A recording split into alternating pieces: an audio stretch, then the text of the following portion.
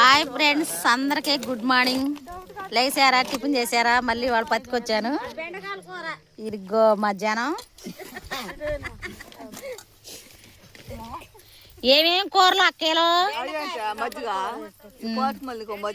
మనం ఇందుట్లో ఎందుకు తిడతానవా? ఇది ఇది అవుతుంది. ఏమేమి కూరలు? ఏం కూర? చట్నీ కనబడుతున్నా? ఇదిగో ఈ అమ్మాయి మాత్రం కొత్తగా వచ్చింది ఫ్రెండ్స్. ఏం కూర చెల్లి? ఎర్రగా కనిపెడుతుంది.